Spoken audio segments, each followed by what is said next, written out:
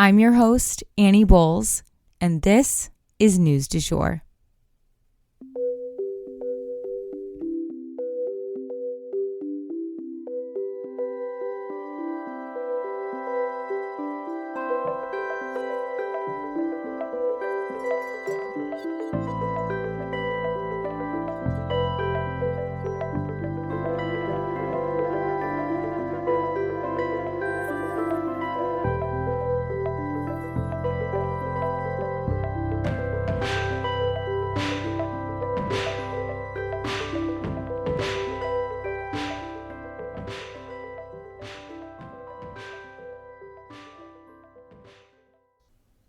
Hey, you guys, and welcome back to the News du Jour, a calmer space to consume the news.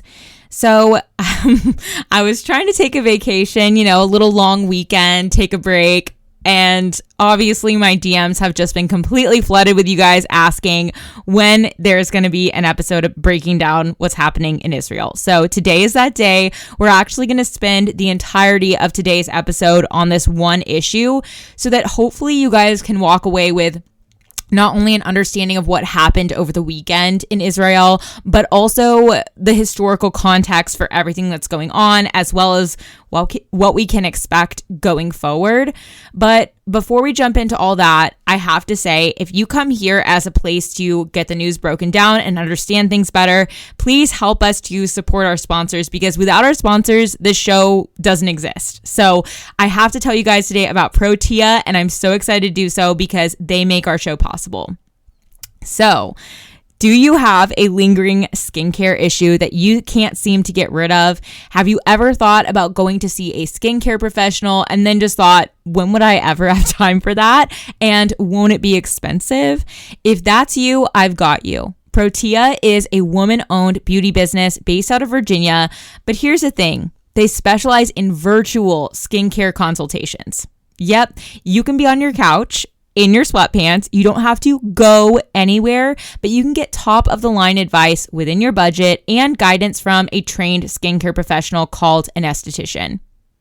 They also have a top of the line cruelty-free skincare line that is produced here in the US, and they can recommend products that they know will work for your skin because they're so tried and true.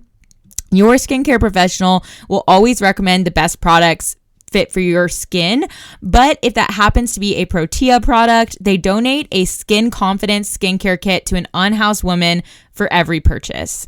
Y'all, I could cry. I love supporting a business that is both woman-owned and gives back. When you support them, you support our podcast. Book a consultation today at www.bookprotea.com, and that link is in our show notes. Thank you in advance to anybody who supports our sponsors. You really do make our show possible. And if you're a patron, even more so, even better. So I just wanted to say thank you guys for making our work possible.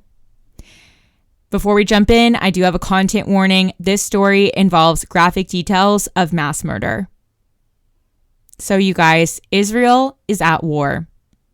I'm deeply saddened to see the violence going on in Israel and Gaza, and utterly broken hearing that there is yet another war unfolding in our already threatened world.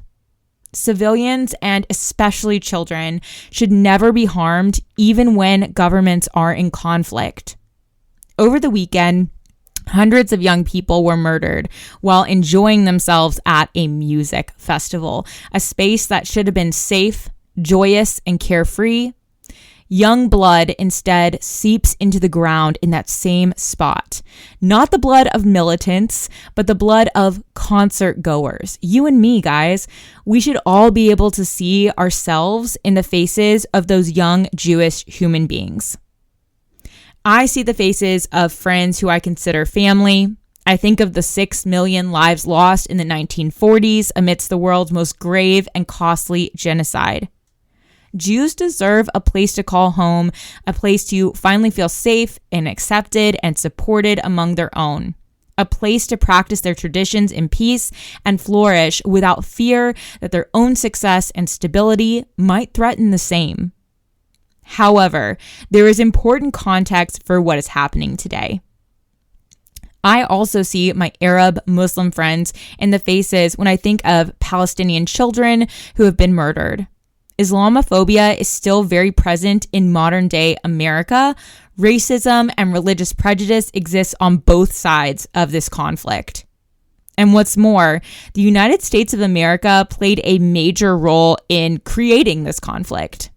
In the wake of the atrocities of World War II, the U.S. acted hastily in their efforts to find the Jewish people a place to call home. As Western countries have done before, we helped to take an area of land from people who already lived there and deem it something else. We are bound up in this, and many believe that we had our own motivations for helping to create Israel that had nothing to do with the Jewish people having a home, but rather to establish a foothold in the Middle East to help with our own priorities there. Since our last episode, 1,300 lives have been taken on both sides. 264 people are thought to have been murdered at the music festival. 4,400 rockets have been fired from Gaza. Mass graves have been found at the campsite of the festival. Hundreds are missing, and an all-out war has been declared between Israel and Hamas. And needless to say, these statistics are being widely shared across all news outlets, and I'm erring on the conservative side as always. So I'm getting this information not from one source, not from two sources, but probably dozens of sources at this point. And again, I'm trying to pick the most conservative numbers to give you guys. Israel has retaliated by cutting off all electricity, which affects running water and means to get the media out. They're also cutting off food supplies and gas to these areas of Gaza and the West Bank. They also conducted airstrikes of their own without warning. Hamas is now saying that they plan to execute hostages for every airstrike against the Palestinian people. So it is an unprecedented hostage crisis because many of the concert goers were taken hostage. I've seen numbers that say about 100 people are being held hostage, but we know this is going to be a big element of this crisis. There are two videos that have been widely circulated online of women who were abducted. The first video shows a woman with long brown hair in bloodied sweatpants, dragged by her hair out of the back of a car, led around the side of it, and then shoved into a different door. Her captors are armed members of Hamas. She has been identified and believed to be alive, but being held hostage in Gaza. However, in the second video, the woman is mangled. Her dead body is shown with most of her clothes stripped off. She lays haphazardly in the back of a pickup truck while Hamas fighters waved machine guns over her corpse, shouting Hamas slogans. You can't see the woman's face, but fortunately, she has been identified. She was a German-Israeli dual citizen who attended the music festival that Hamas struck. She was actually identified through her very unique tattoos on her legs. Her mother put out a video from Germany pleading with Hamas to return her daughter's body. We will keep you all posted on these two cases, as I know that you probably have seen these videos and may be affected by their outcomes, as I am as well. So Hamas, who are they, and are they really a terrorist organization? The short answer is yes. They are committed to harming civilians, and their origin story is very much that of a terrorist organization in the way that we typically define them here in the US. However, what's important to understand is while we largely think of terrorist groups as being fringe ideologies, this group actually has legitimate political power in the governments that represent the Palestinian people. They have the support of a lot of Palestinians who see them as the only group really standing up to Israel on their behalf.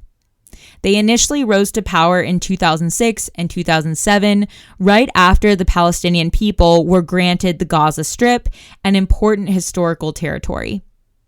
People there often see Hamas as less corrupt than the other government bodies that they have, if that puts anything in context for you guys. But they also see that Hamas commits these atrocities that result in retaliation and basically result in everyday Palestinians being hurt worse. So it's safe to say that, yes, Hamas is a terrorist organization with an active role in the government, but they have mixed reviews from the Palestinian people. And that's the best I can do to sum up this whole situation with Hamas in a concise way. Now, I'm not trying to make anyone sick to their stomach here, but I would be wrong not to bring this up. Iran, being run by a group that sponsors terrorism themselves, is very cozy with Hamas. So Hamas, Iran, they're buddies. And they want to do whatever they can to prevent Israel from developing international relations with the Saudis. And that happened very recently. We covered it on this podcast. You can go back and listen to that, but it did not make Hamas or Iran or really any of the countries that we have tension with happy. So this thought popping in my head had me on the edge of a breakdown, if I'm being honest. If you listen to this podcast, you know that we just swapped $6 billion for 5 American hostages. We paid Iran $6 billion. Then they armed Hamas with the munitions that killed these young people. This is something that's been confirmed by CNN, Wall Street Journal, that they planned this together and that some of the munitions were supplied by Iran. So the inference that you could make there is that we, the U.S. taxpayer, paid for these young Jewish people to be murdered because our money went to Iran. Iran sent it to Hamas. Hamas killed these Jewish people at a festival. Yeah. So that is why you do not negotiate with terrorists. 5 lives in exchange for how many? Hundreds, if not thousands by the end of all this. And it definitely continued to inch us towards this World War III scenario that we're seeing with Iran, Russia, China, North Korea, and Hamas all teaming up against what looks like the US, Israel, Ukraine, and NATO so far.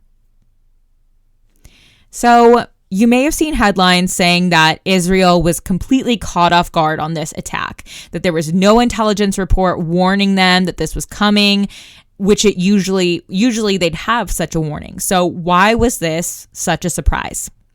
Well, I hate to say it, but this does come back to politics in a lot of ways. No one wants to discuss politics right now. I get it. I don't either. But this is at the heart of what happened here. Netanyahu, the prime minister of Israel, which we have covered before on this podcast, had his own people so mad at him that they were taking to the streets protesting him because he was attempting to overhaul the judicial system there in basically what effectively would be a power grab. And this was an enormous distraction from everything else that was going on. Hamas saw that they were distracted. They saw this opening where Israel, for once, was not focused on them, but rather focused on infighting due to politics. And it's possible that that distraction really gave way for this attack to be a surprise one. In the wake of the attacks, President Biden made the following statement, quote, "This morning, I spoke with Prime Minister Netanyahu about the horrific and ongoing attacks in Israel. The United States unequivocally condemns this appalling assault against Israel by Hamas terrorists from Gaza, and I made clear to Prime Minister Netanyahu that we stand ready to offer all appropriate means to support the government and people of Israel. Terrorism is never justified. Israel has a right to defend itself and its people. The United States warns against any other party hostile to Israel seeking advantage in this situation. My administration's support for Israel's security is rock solid and unwavering. Jill and I are keeping in our prayers all of the families who have been hurt by this violence. We are heartbroken by the lives that have been tragically cut short, and we hope for a swift recovery for all those who have been wounded. My team and I are tracking this situation closely, and I will remain in close touch with Prime Minister Netanyahu." End quote. If you remember, President Biden did not even want to meet with Netanyahu as of late because he himself did not agree with what he was doing. So this is all very messy. Yes, it's complicated. As much as each side would like to see it as simple, it's simply not. So if you're looking to us as a resource on best practices when it comes to talking about the subject, I'm honestly not the best source, but I have shared many resources on our Instagram at newsdujour.podcast, and I will continue to do so. But my general advice is to avoid sweeping statements of any kind. Not all Palestinians support Hamas. Not all Israelis agree with Netanyahu. Not all Israelis are even Jewish. 18% are Muslim. So there's a lot of nuance here, as well as historical weight. It's a great time for listening and, above all else, condemning violence. This conflict is not new.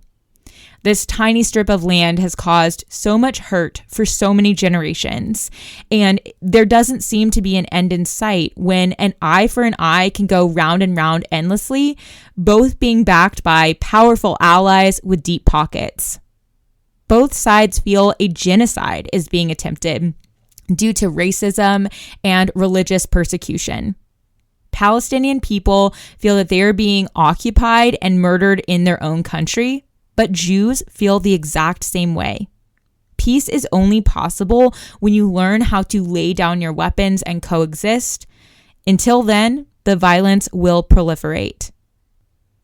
God, Allah, Adonai, help us work together, help us protect life, and help us find lasting peace. If you feel this episode helped you to understand this conflict, please consider sharing it with someone else who might want the same guidance or on your social media. And that is the news du jour. Today, I wanted to leave you guys with the quote, "An eye for an eye makes the whole world blind."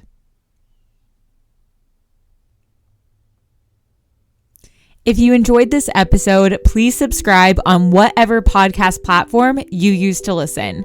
A rate and review on that platform or a shout out on social media would mean the world to us and help us to be able to keep creating the news du jour and reach more people who need a calmer space to consume the news. But the best way to support all of our work is to become a patron at www.patreon.com/sugarfree media, and that is also linked in our show notes. You can follow us on social media at newsdujour.podcast on both Instagram and TikTok. You can follow my personal account at It's Annie Bowles on both platforms as well. Any little noises you may hear in the background are my rescue pup. He has a little separation anxiety and always records with me. We appreciate you listening and look forward to telling you about the news again next time on News du Jour. Broadcasting from Oklahoma.